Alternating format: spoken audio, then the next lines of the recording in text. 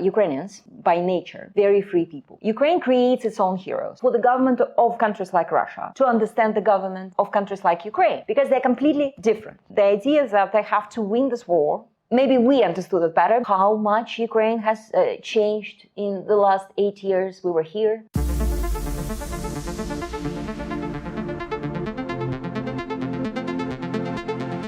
Hello, my name is Yulia Mendel. I'm a Ukrainian journalist, and today the Kyiv Post is going to speak to Anna Nemtsova, the Daily Beast correspondent. Anna, thank you for being here. I know that you've been covering Ukraine for over 20 years. What will you say about this military conflict? What will you say about this situation? Did you expect this? Were you prepared? This is a horrible, horrible war. I've covered maybe 5 conflicts, and the worst. Because it's so close to the heart. Everybody I know, I have a lot of friends in Ukraine, like real friends. So, very emotional question. The war itself, I started covering the war in Chechnya, and of course I did not expect it. Because of my nature of an optimist, I was here for a month and a half in January and February. I traveled around many regions. I went to Odessa, I went to Chernihiv, I went to Kharkiv and Luhansk region. I was reporting stories about Ukraine preparing itself for a potential war.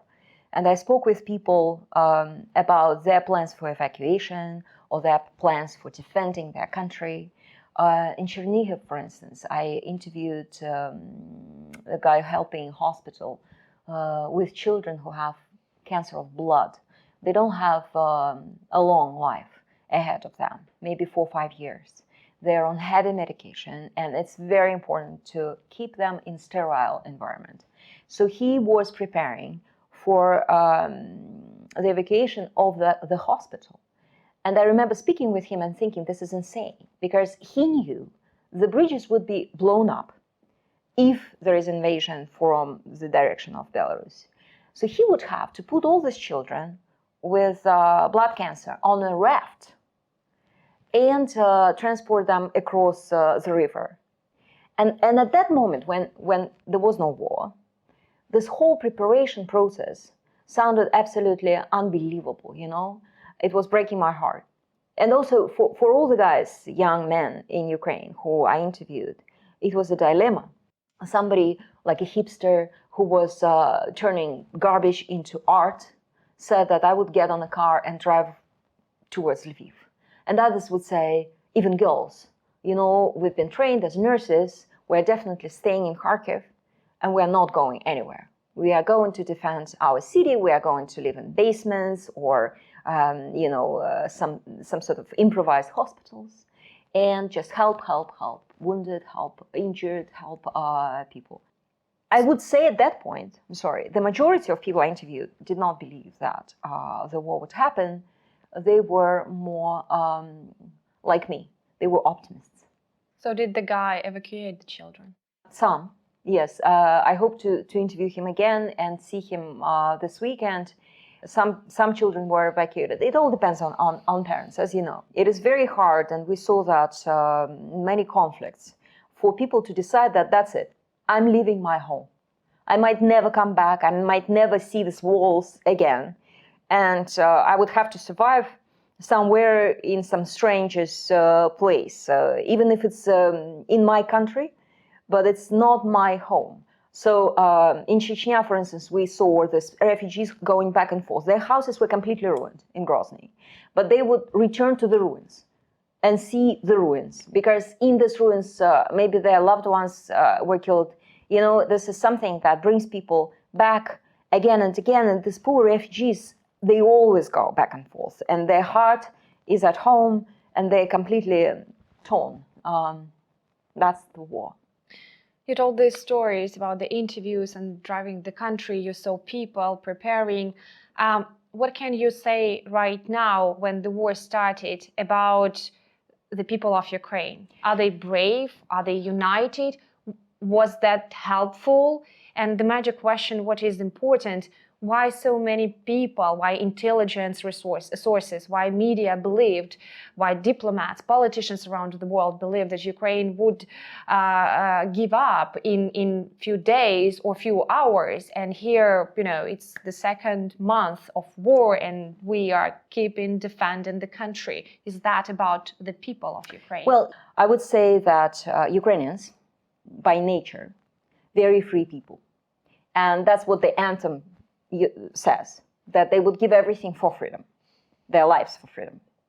In fact, originally, historically, these people in Ukraine, they had horizontal structure of their government, right? So they did not report to one man. While in countries like Russia, the structure of the government is vertical. And it's been vertical for decades. And it's hard for the government of countries like Russia to understand the government of countries like Ukraine, right? Because they're completely different by nature, by structure, by mentality. When I was coming here, I saw something written on the wall, and it said, "Love is law." The major law in this country. The major law. The major law. But, we also know that this is a Christian Orthodox country where believers, and there are millions of Orthodox believers in Ukraine, believe that God is love, right? But at the same time, 12,000 parishes still pray for the Moscow Patriarchate. And the Patriarch Kirill of Moscow, Ukraine creates its own heroes. And I think that's the main, sort of the core, the heart of any nation, heroes, because people are inspired at hard moments by somebody who leads them and who sacrifice their lives, like sometimes political martyrs, sometimes war heroes, sometimes just a girl who brings humanitarian help to a place like Bucha again and again and again. And I just stayed with one. She was amazing, and wherever she saw that help was needed in the street, or she heard that somebody was driving next day to Bucha to bring some aid, she'd go and collect whatever is needed and go. So that kind of mentality. Many stayed, and here's why they say they stayed. And this girl told me that's very interesting. That they feel like there is a major war of between evil and kind, and that the epicenter is here for them, and that they're in the epicenter of that major war, and they feel right to be here. They don't feel hate, as many in Russia blame Ukrainians for hate. They feel, as they say, righteous anger, which is a Christian priest yesterday, Orthodox priest, told me that Jesus also felt that righteous anger for whoever was trading animals in church. So that righteous anger moves them forward, but also the idea that they have to win this war and they have to win their freedom. They have to defend their land. So they're focused on that. They're not focused on being like full of hate and hating other people. They're focused on doing their job, helping, moving forward, solving issues and problems. Anna, you mentioned this is the sixth war that you are covering. How does this war differ from others, and do you see any similarities? For instance, even the similarities with the combating or provocation or the narratives that help fight or justify the war, the similarities and the differences. Well, we've never had a war like that. We've never covered anything like that because we've never seen a country where men wouldn't be able to leave the country and only women could move out.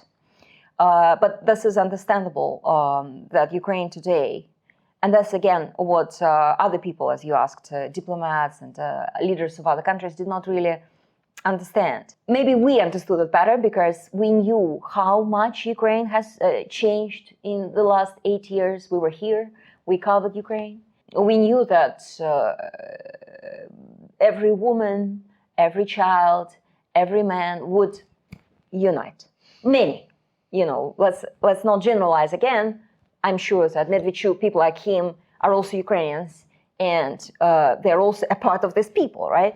Many people felt immediately in solidarity, no matter where they lived, in the east or on the west, whether soldiers came from Donbass or they came from the west.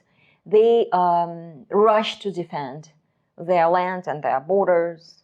This is also a painful war to see, because we've seen people who look alike, just more or less the same, killing each other, whose parents grew up in the same country, their parents and their grandparents. So they've had they've seen the same movies, and they've read the same more or less books, but one part, giant part, on the other side of the front, did not learn much about Ukrainian culture. They ignored the fact that Ukrainian poets were executed, and writers, and I don't think many in Russia know that. But we should learn more. We should learn to speak the language. Journalists working here, we should actually learn to speak Ukrainian. Nobody was prepared. If you ask anybody, were diplomats prepared? No. Were journalists prepared? No. Nobody was prepared. How do you hope it will finish? At least let's put some hope in this darkness of the stories that you've told us. We are human. We cannot live without hopes. I don't think that any human being, maybe some leaders who just send their people to die, they don't have any hope. But I was walking across Kyiv this morning. I hiked 3 kilometers across the downtown, and I saw so much life. People are out in the streets buying coffee. People are returning to the cities. There are already traffic jams sometimes on the outskirts, terribly ruined outskirts, horrible to see. But inside the city, we can see that life is returning, and hopefully life will come back to many places in Ukraine. Unfortunately, the worst or a really bad phase of this war is ahead of us.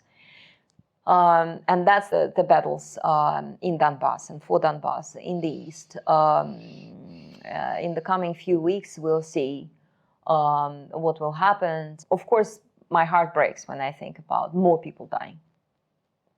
Well, thank you for sharing your stories and your experience of being here. Thank you for all your words and support that you provide. Yes.